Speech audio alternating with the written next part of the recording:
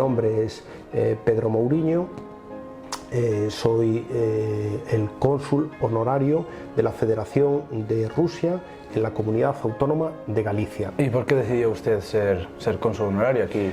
Bueno, no lo decido yo, fue una proposición que me hicieron. Pues bueno, este trabajo, este documental, trata sobre todo sobre la inmigración de Rusia a España. Entonces, usted, que me imagino que controlará más de este tema, por lo general, en las últimas décadas, ¿cuánta gente hay? ¿Un incremento de población rusa que se viene a España? Pues digamos que Rusia tiene una presencia muy significativa de ciudadanos rusos en España. Esta presencia se aceleró a partir del año 1990. Como muy bien sabréis por vuestros estudios de historia, antes había un Estado que no es que exactamente fuese Rusia, era más grande de lo que es la actual Rusia, que se llamaba la Unión Soviética, que en el año 90 colapsa un sistema político que se llama el comunismo. Y ese sistema político hace que obviamente colapse el Estado, la Unión Soviética, se desmorone y surjan de ahí 17 países distintos, de la desintegración de la Unión Soviética, y también somete a la Federación Rusa a una transformación muy abrupta que hace que muchos ciudadanos salgan del país, tengan que emigrar, pues porque una de las principales razones de la emigración siempre son las causas económicas, es decir, la gente emigra para buscar prosperidad en otras tierras, en otros lugares que no tiene en su país. Entonces, a partir del año 90 empiezan a llegar ya de un número significativo de las primeras oleadas de rusos a España. ¿Qué pasa? Que Rusia, según se va transformando en la Federación Rusa, su modelo económico va cambiando y se hace una economía más de mercado, más capitalista, y la prosperidad llega a Rusia. Entonces ya tenemos en fechas más recientes que el tipo de emigrante ruso que viene a España es fundamentalmente un emigrante que busca pues la calidad de vida española. Entonces, por eso no está por igual en todo el territorio. Aproximadamente entre 80 y 90.000 ciudadanos rusos que tienen residencia legal en España. Aquí, en cambio, en la Comunidad Autónoma de Galicia, el número aproximado de ciudadanos rusos pues está en el entorno de unos 1.000 ciudadanos, ¿de acuerdo? Que no, si lo comparas con otras comunidades, pues es un número pequeño. Por ejemplo, ha habido casos de ciudadanos que se han afincado, por ejemplo, aquí en Vigo, que han dejado familia, ahora no están viviendo ellos, pero sí que han dejado esposa rusa e hijas, como por ejemplo futbolistas que han pasado por el Celta de Vigo. Valery Karpin, que es el actual seleccionador de la selección nacional rusa, fue una de las estrellas del Celta de Vigo y es ex esposa y 2 hijas que son de origen ruso viviendo en Vigo. En el caso de Alexander Mostovoy también estuvo muchos años en el Celta de Vigo. Es decir, las casuísticas son de todo tipo. Pues ya no tanto refiriéndonos a la inmigración a España, sino a la migración en general rusa, actualmente la guerra de Ucrania, que está activa, ¿podría ser un motivo de inmigración para los civiles rusos? ¿Usted cree? A ver, una de las consecuencias de lo que en Rusia se llama la operación militar especial, o que tú has denominado la guerra de Ucrania, es que las autoridades europeas, los países europeos y las autoridades comunitarias han establecido una serie de sanciones a Rusia y a los ciudadanos rusos, independientemente de su condición, de su posición política, de si están a favor. Han hecho, digamos, sanciones generalizadas y están dificultando enormemente pues que si hay ciudadanos, imagínate, que quieren salir de Rusia para afincarse en Europa, lo tienen cada vez mucho más difícil, porque hay mucha dificultad para obtener los visados y las residencias en Europa. Muy complicado la logística, sabéis que los vuelos entre Europa y el espacio aéreo ruso no están permitidos, por lo tanto prácticamente no hay vuelos, y hace que haya pocas posibilidades para viajar a Rusia a través de avión, de vuelos. Por ejemplo, una de las pocas posibilidades que hay es a través de Estambul, y eso hace que la ruta sea mucho más larga y mucho más cara. Pues lo hablábamos el otro día en relación con todas las sanciones que ha puesto la Unión Europea, por ejemplo, en ajedrez hay varios jugadores rusos de primer Los nivel, mejores. los mejores, para mí de los mejores, y no, en el Mundial no han podido jugar con la bandera rusa bajo el país ruso porque se lo han prohibido. No solo eso, sino que para jugar han tenido que pues, afirmar que no están de acuerdo con la guerra que se está llevando a cabo y aparte jugar con una bandera internacional. Aún así no han podido jugar con la rusa. De hecho muchos se han negado a jugar y otros pues, han tenido que jugar con esa bandera. Y lo debatíamos porque igual que eso, la selección de fútbol que actualmente no puede jugar en campeonatos europeos, nos parece una sanción ya no que no tenga sentido, sino que, por ejemplo, el mundo del deporte y el mundo de la política no tienen por qué estar unidos siempre. Y no sé qué opina usted al respecto. Yo lo que opino es que hay unos dobles estándares o una doble vara de medir. Es decir, que si las sanciones que se están aplicando a los deportistas rusos se aplicasen a todos los deportistas de todos los países en las mismas circunstancias, pues podría pensar si son adecuadas o no adecuadas, pero por lo menos tendrían un estándar, una vara de medir. El problema es que nosotros hemos visto, ¿cuándo hemos visto que después de atacar a Vietnam o invadir Panamá o Palestina ahora mismo, o por ejemplo ahora mismo Israel, se le pida por ejemplo a los deportistas de Israel o a los deportistas de Estados Unidos que no puedan, que tengan que adjurar de su gobierno, de la política de su gobierno, que no puedan estar representados por la bandera del país de su procedencia? El mundo del deporte es un poco eso, es decir, lo que se intenta es una solución pacífica y por eso mezclar deporte y política siempre es algo enormemente peligroso y desde mi punto de vista inadecuado. Pues hablando de Norteamérica, sobre todo, el cine, más que cualquier medio de comunicación, pero sobre todo el cine que nos llega a España, a Vigo o a cualquier sitio del mundo, yo creo, es principalmente de allí y debido a diversas guerras y conflictos, rivalidades en general,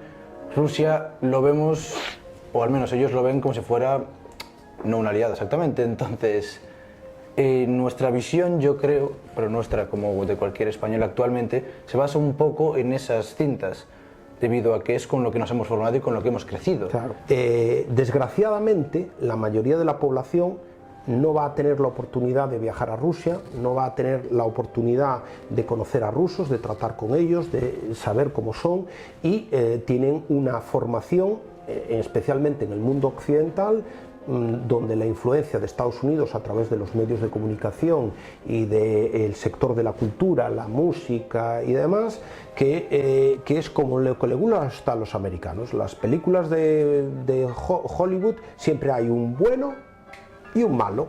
El bueno siempre es norteamericano y el malo o es ruso o ahora chino también, sí. Que ahora también los chinos son también muy malos. Lo que pasa es que en las actuales circunstancias políticas donde Europa le está dando la espalda a Rusia, pues Rusia se está abriendo cada vez más a Asia.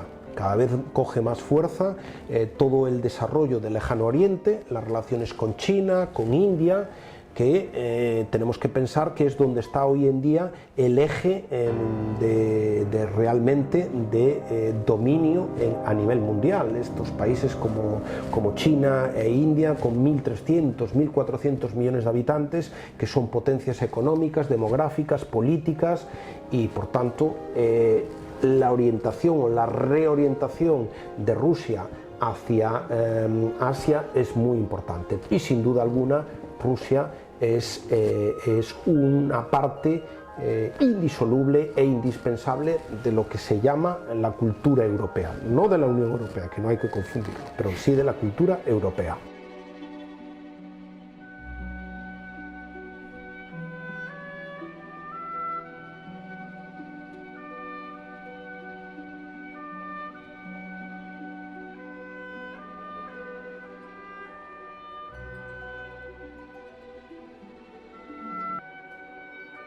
Soy de una ciudad siberiana que se llama Omsk, son como 3.000 kilómetros de Moscú hacia el este. ¿Y viniste desde hace cuántos años? ¿Llevas mucho aquí? Llevo aquí ya 19 años, sí, siempre en Galicia. ¿Y viniste siempre a Galicia? O sea, viniste Sí. directamente a Vigo.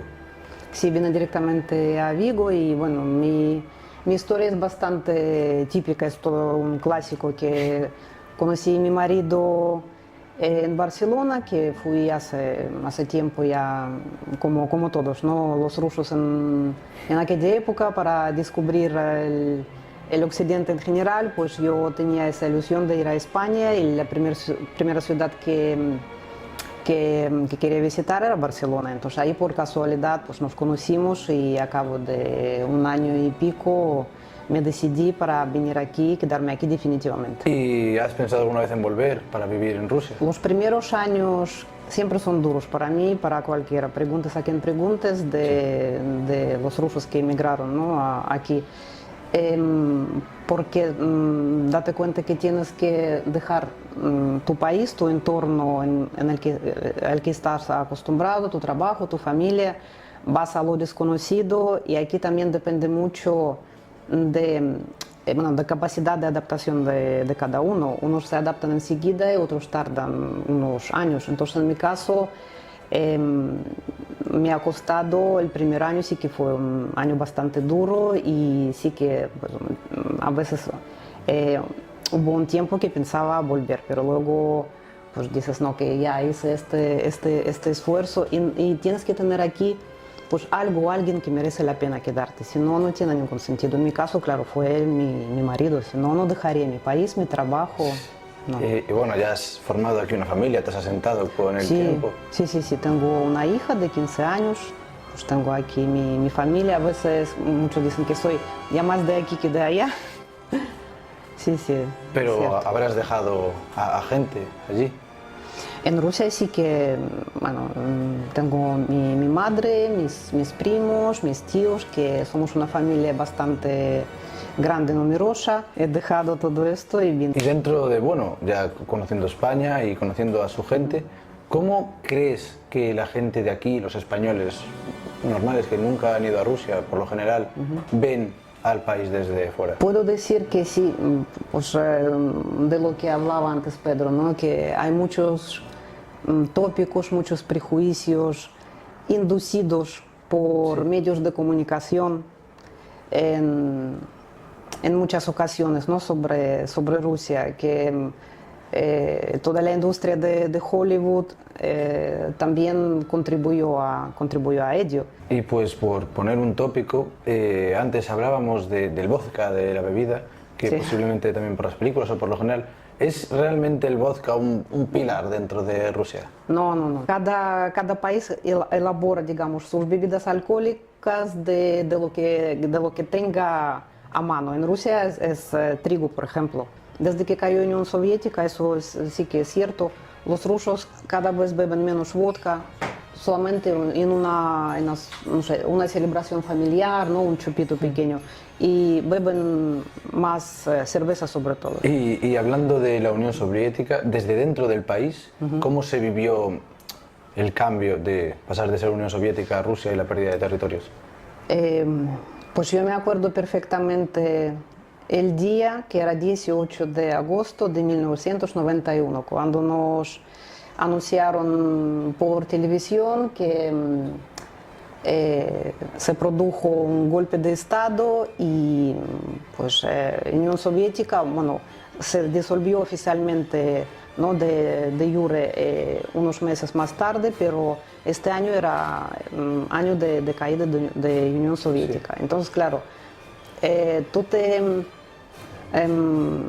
vas a dormir viviendo en un país y por la mañana te despiertas y te das cuenta que vives ya en otra realidad, que es otro país totalmente diferente. Y a los principios de años 90 eran años muy duros para toda la población. Primero, 70 años viviendo y formando parte de un país que era Unión Soviética. De repente tienes que asumir que tu país ahora es mucho más pequeño, que pues cambió régimen político en primer lugar, régimen económico, desde, bueno, ya no era comunismo, era socialismo, como lo llamaban, ¿no? los del partido. Pasamos bruscamente en cuestión de unos meses al capitalismo, que aquello era capitalismo salvaje totalmente, sí. Que que bueno, casi no había trabajo. O sea, los que tenían trabajo, a veces las empresas llegaban a pagar a los trabajadores con cosas que producían en esa fábrica. O sea, tenías que buscarte la vida. Yo tenía 17 años, pues más o menos vuestra edad. Como nosotros. Y claro, tú no percibes todo el dramatismo de la situación teniendo esa edad, pero mis padres sí que era o sea, muy dramático. Y durante esa etapa entiendo que por todo lo que has dicho sí que hubo una gran emigración.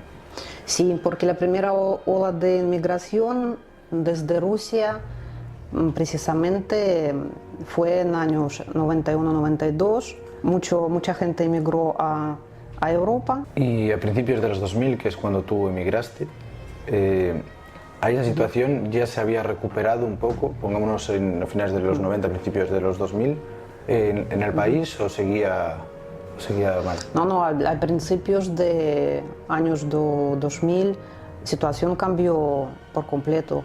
De hecho, llegó al poder actual presidente de Rusia, Vladimir Putin, y con él la situación ha cambiado a mejor en todos los aspectos. Y entonces, pues sobre todo por los conflictos bélicos que hay ahora mismo y por lo que has dicho, entiendo que una vuelta a la URSS o algo así, que es lo que más o menos, una recuperación de territorios que por algún lado se sienten que pertenecen a Rusia, ¿lo ves algo factible? No, es que no solo yo no lo veo factible, es otro absurdo que desde medios de comunicación occidentales para justificar, digamos, el apoyo a Ucrania, ¿no? Que Ucrania es lo único que nos separa de invasión rusa, porque Putin tiene esa ambición de recuperar los territorios de Unión Soviética, y después de Ucrania habrán otros países bálticos y luego ya Polonia y tal. Eso es absurdo total. De hecho, propio Putin dijo que quien no tiene nostalgia por Unión Soviética no tiene corazón, pero quien piensa que se puede volver atrás no recuperando Unión Soviética no tiene cabeza. Me llamo Darina, soy de Saratov y estoy aquí 1 año y 5 meses. Es tiempo. ¿Y por qué viniste a España?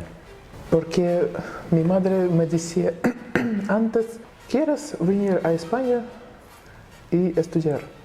Y yo dijo sí, y por eso. Pero había alguien en España ya para que vinieras.